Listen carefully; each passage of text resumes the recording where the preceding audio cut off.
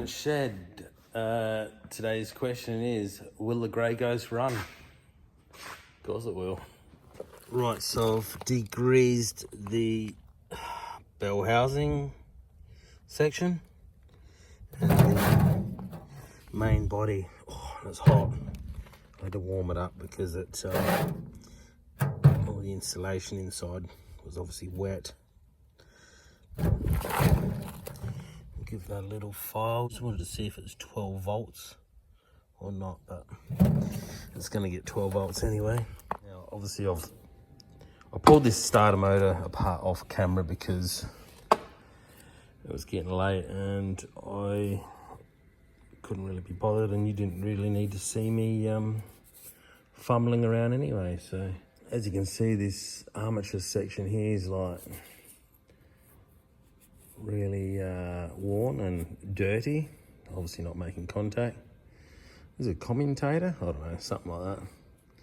But anyway, I'm going to show you how to clean that with minimal tools, because at the moment my lathe's out of action. I was going to do on the drill press, but I'm going to show you a more agricultural way if you don't have a lathe or a drill press. Right, this is completely unrehearsed, so we're going to go for a one take here. So clamp that in the vise, jam that bad boy in there. Can you see the end of that? And put the drill, battery drill on the end of here. Please excuse my extremely dirty bench.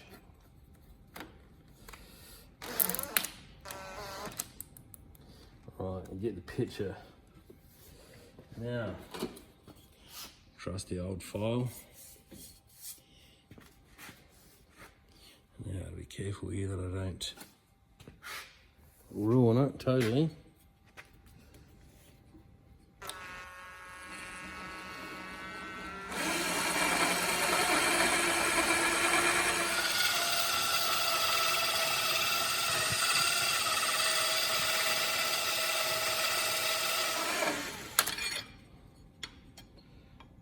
Working good so far. Probably easier with two people.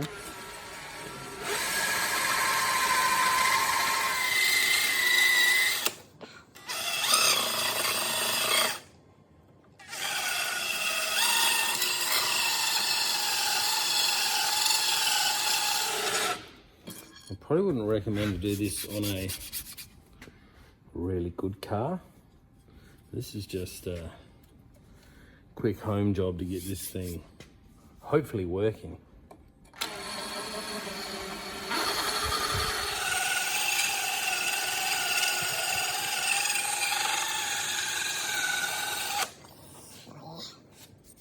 Just reverse the drill, run the file on the top now. There's a bit of a taper going on too, which is not ideal, hence why you should use a lathe.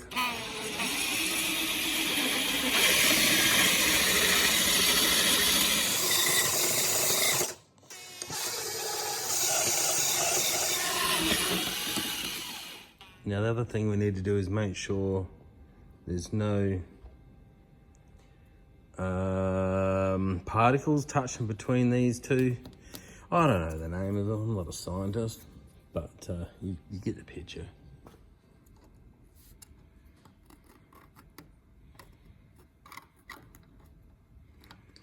Probably not the right tool either.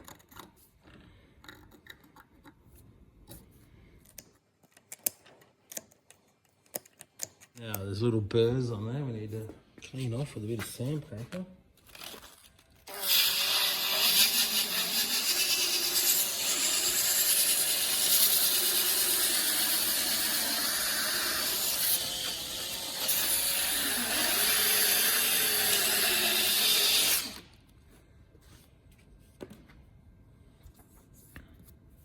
Give this a bit of quick clean too. Probably won't make any difference at all, but it'll make it look good.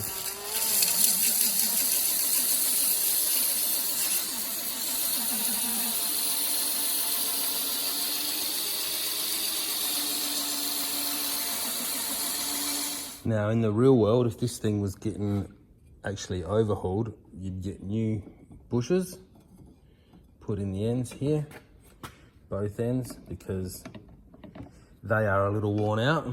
And what generally happens, obviously that goes inside of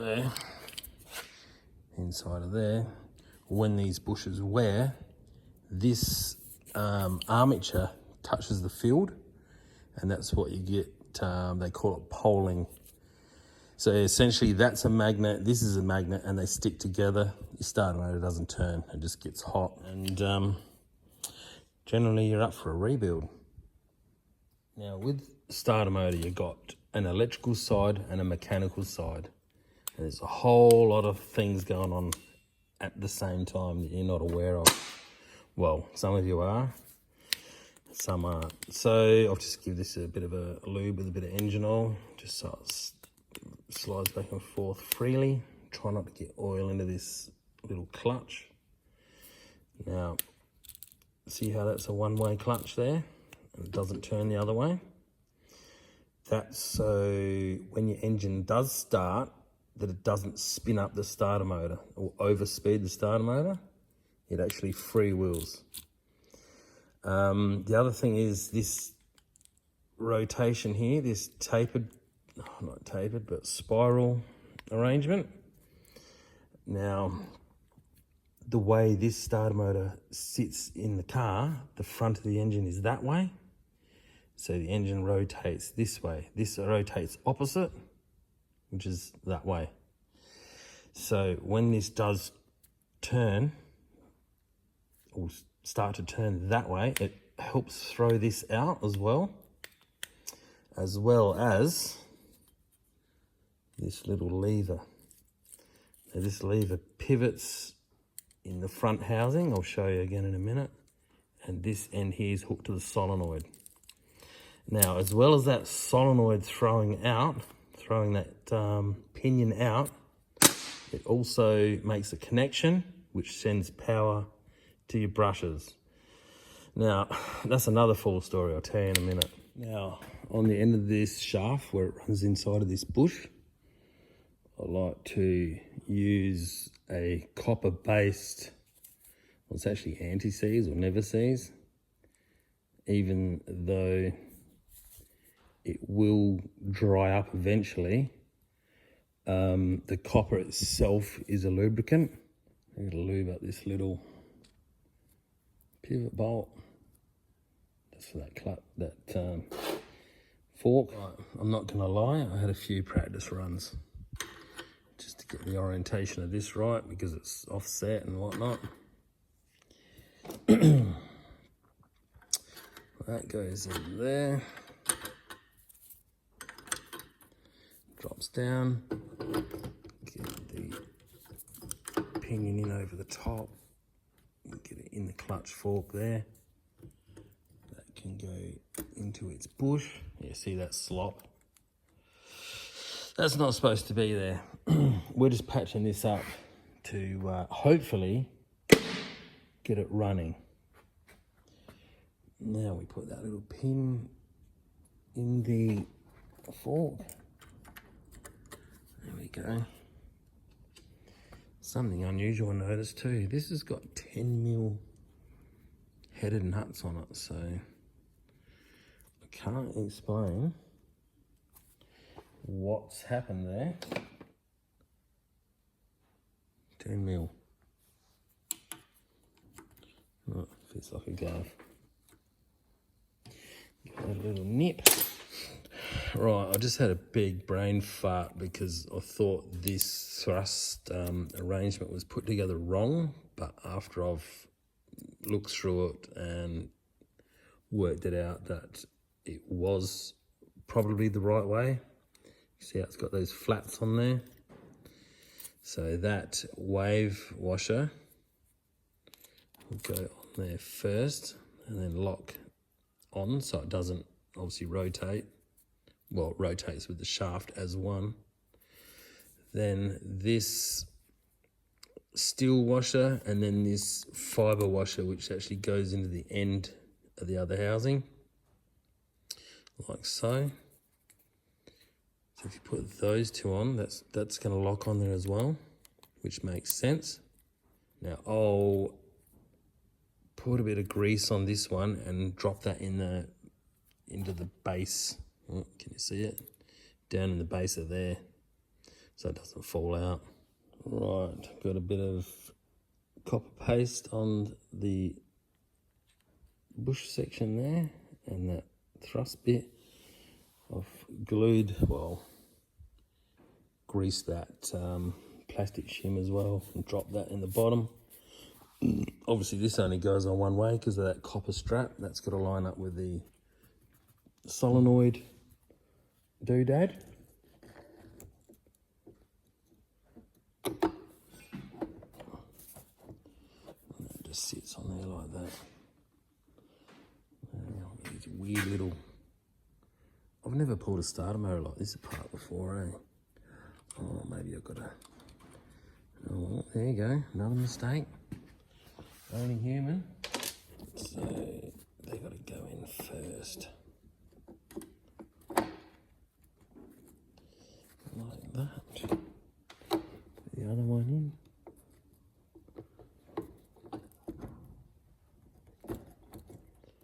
My daddy's birthday today. Rest in peace. Would have been 81 today. That's the wrong washer. That's the wrong washer.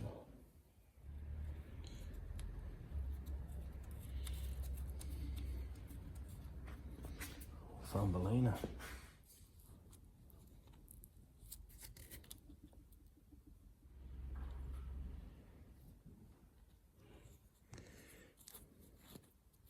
Now I've got that main body back together. Spins over really nicely. Got the little nut on the back done up. There's a little bit of end float in it, which is good enough for this. Now I'll just show you, that's where the solenoid goes down in there. And when I move, that's actually in the starting position, but when it's not running, or the engine's running, but the starter motor's not working, that is back like that, which pulls that fork back inside. But when your car's off and you hit the starter, the solenoid pulls that lever out, which in turn pushes this gear out onto the ring gear of the flywheel. Now I'll just put this in the vise and show you what it does when we give it some power. And then we'll bolt it in there, hopefully. Oh, I've still got to fit the brushes. Now I've got the solenoid in the vise, obviously. A couple of dirty old battery leads. Some people probably don't realise that this terminal that's hooked to your starter mode is live 100% of the time, 100% life of the car. This one here is from your key. Obviously after a few relays and whatnot in modern cars, but so essentially you can run from power straight across to the trigger wire. Solenoid cuts in.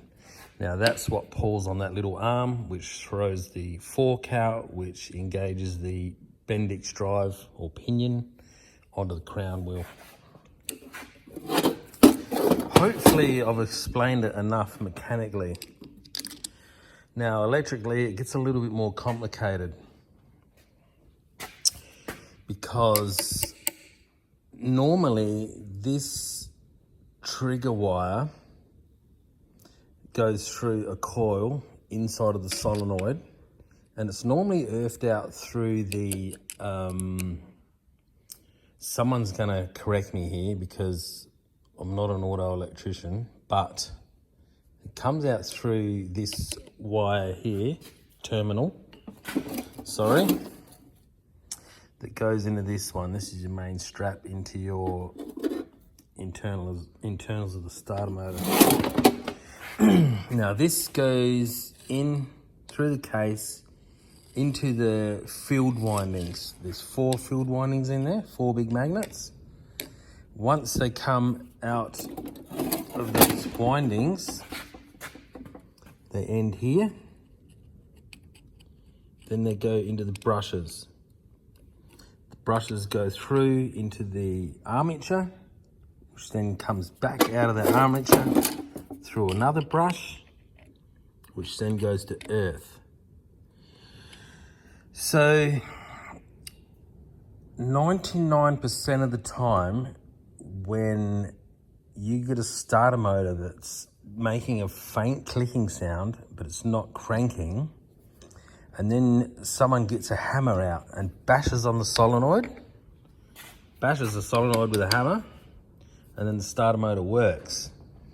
Well, it's not actually the solenoid's problem, it's the brushes. The brushes are normally worn.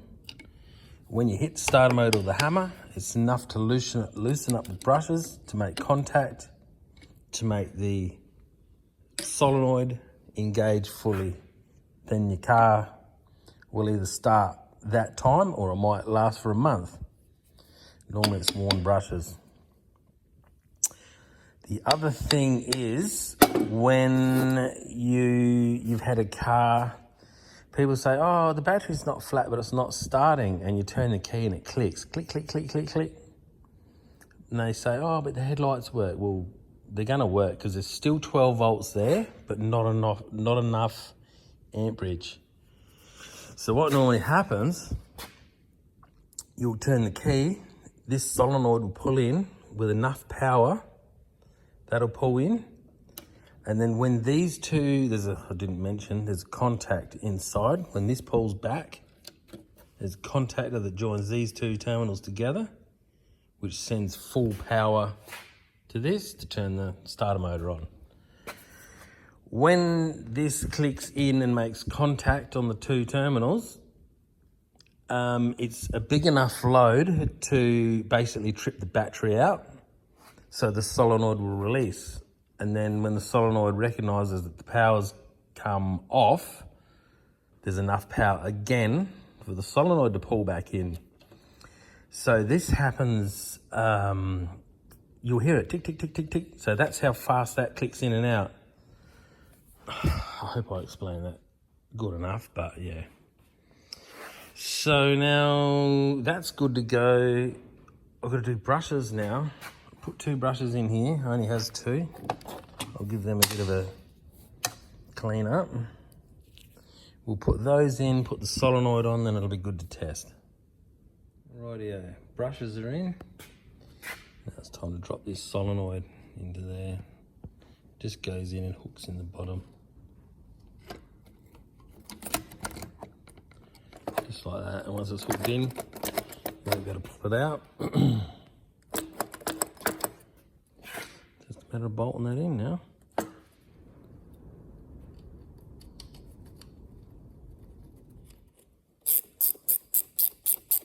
10 mil. Maybe it was 7/16 and it just corroded over 50 years. Yeah, that's the excuse I'm going to use. Here goes, first test run. Oh yeah, not so good.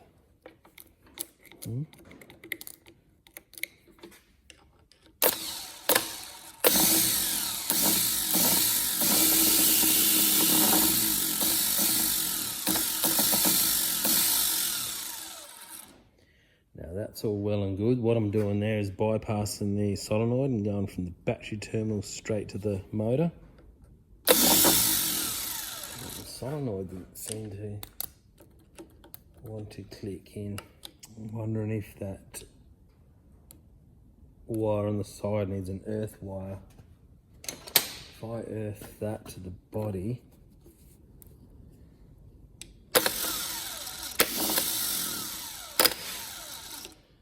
that's working.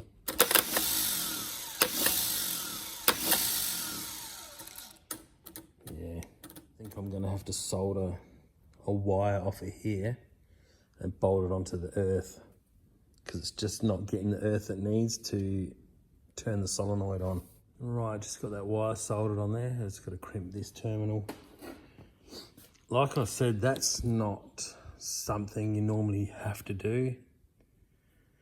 Maybe this was an issue this starter motor had, and maybe that's why it went off the road.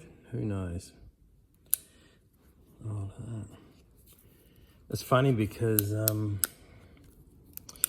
it actually only had one bolt holding the starter motor in it, so it's as if the starter motor was actually getting pulled out or put back in. It also, this cover was missing.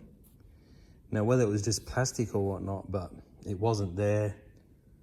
Obviously, the openings are at the top, and all the crap over the years has gone inside and locked it all up. But right, I'm going to bolt that on now, and then we'll test it again.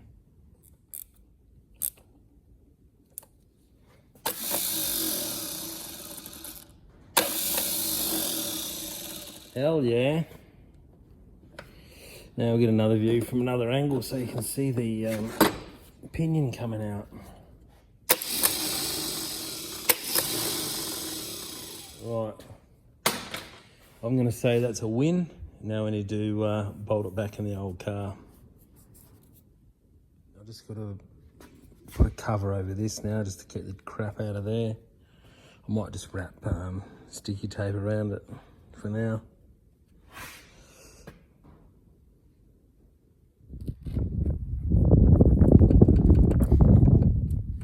Oh, she's all... Oh, she's primed up.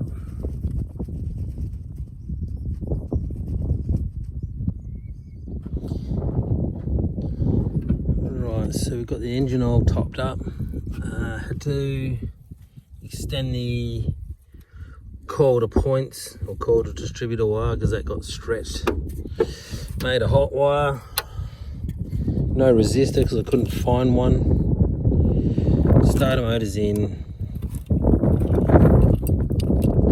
Battery is hot. Got the fuel plumbed up, but I don't think it's picking up yet. Let's see if that sparks. Oh, we've got sparks, so the coil's doing something.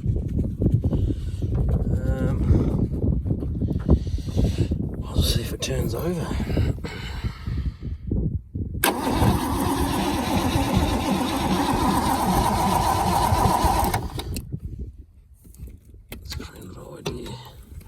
Good idea having that linkage line on a starter motor like that. The crank's alright. Might go get some spray and Brake cleaner's not a real good starting fluid, is it? Yeah, it works alright. I don't need 2 hands for this again.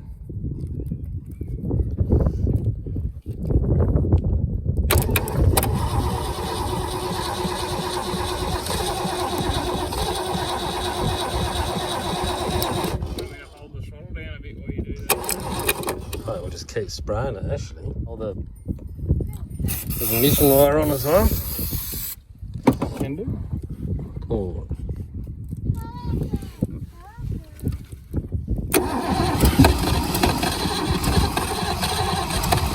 No way. Oh, yeah.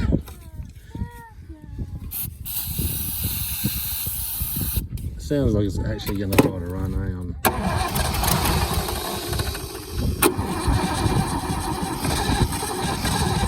Check the oil pressure gauge while she's cranking. Oh.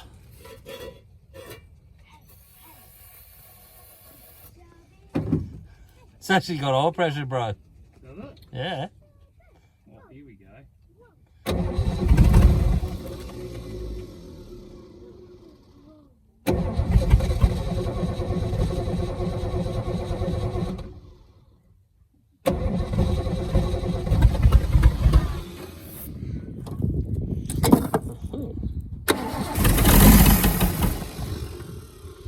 I haven't even looked at the points of the plugs or anything.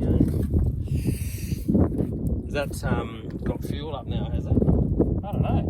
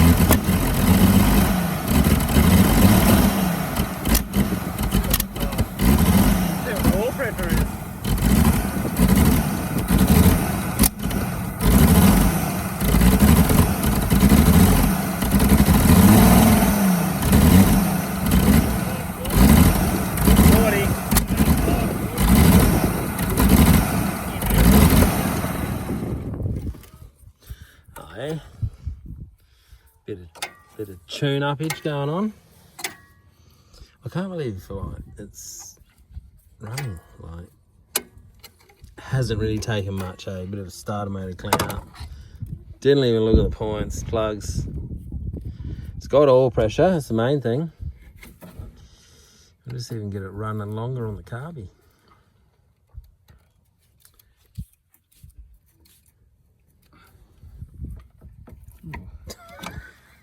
Ooh, that's hot. That's hot, mate. Any water in? Imagine if the throttle pump worked, eh? It'd be like, whoa, what's that? A bit of the old. Anything happening there? No. I reckon we'll crank it. I'll put my hand over the carby.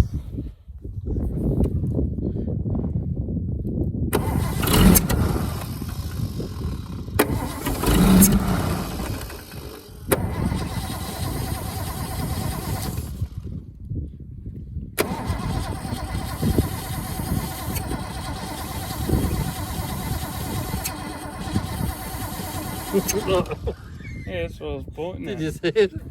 Squirting.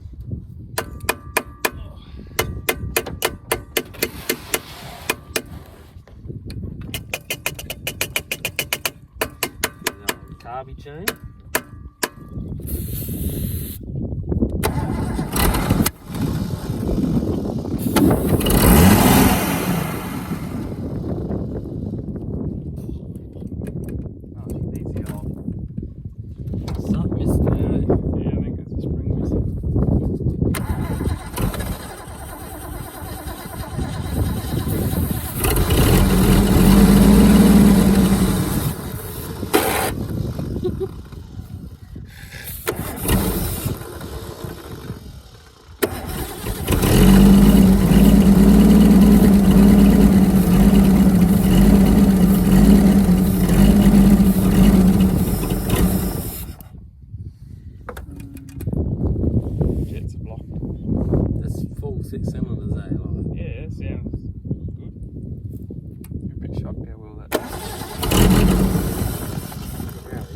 on.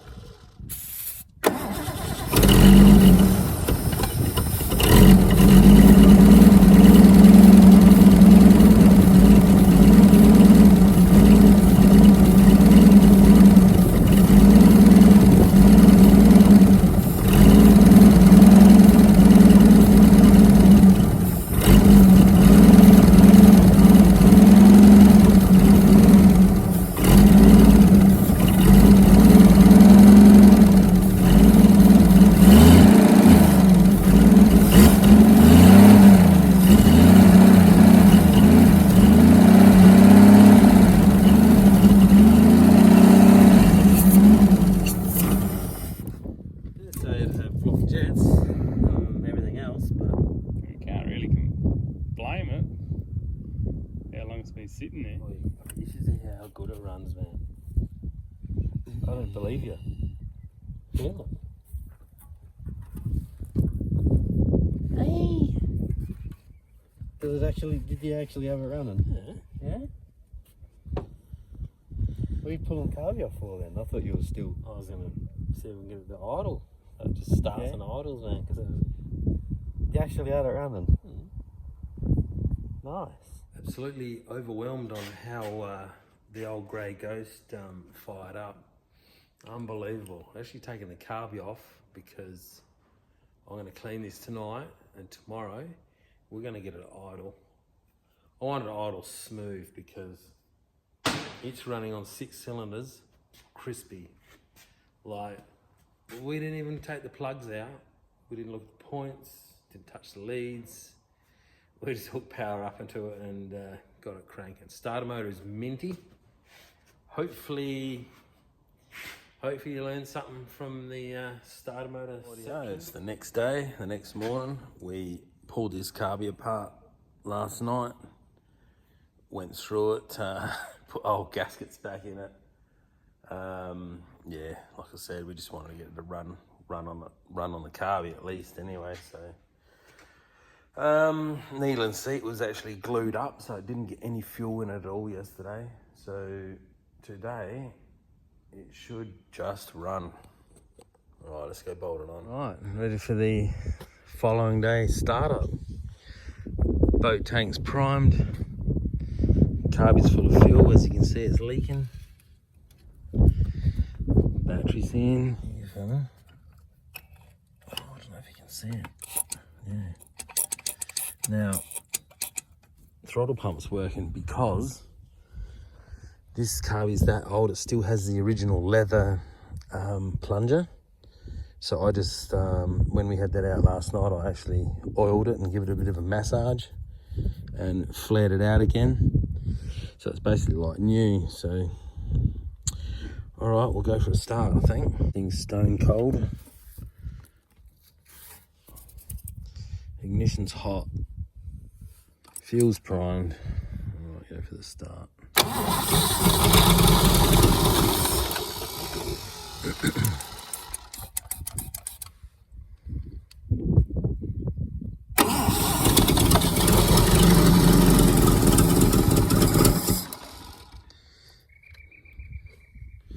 How good is this?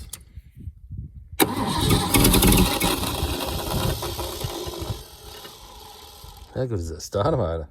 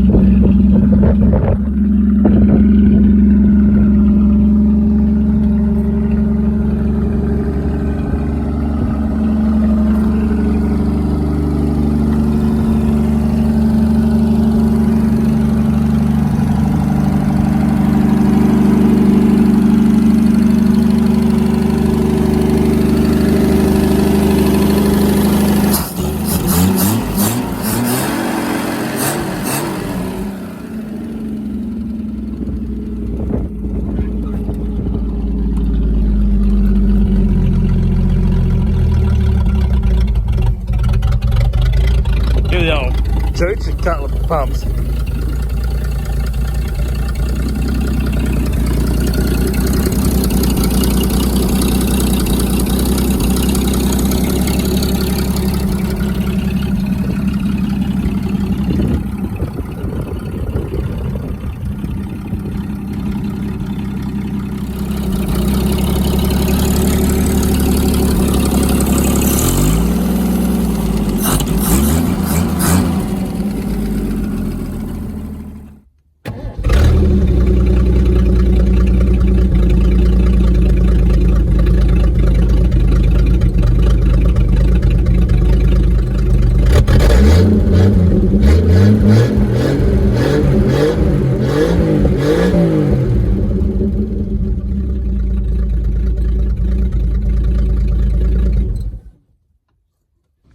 That's hot.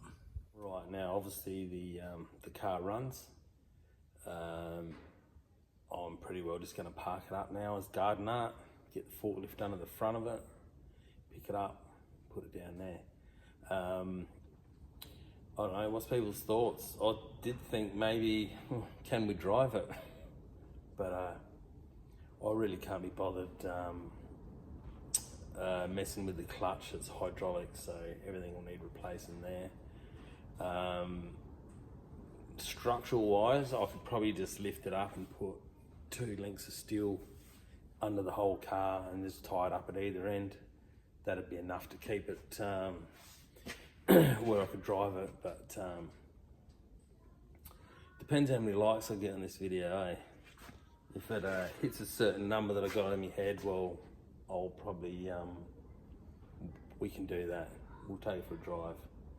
But I'm not really looking forward to it, but anyway, thanks for hanging out. If you made it to the end, well, good on you. I don't really push a subscribe thing. That's just totally up to the person. I don't have to, you know, but anyway, if you do, you do. If you don't, you don't. Cheers for hanging out, and we'll see you in the next one. Look after your mates.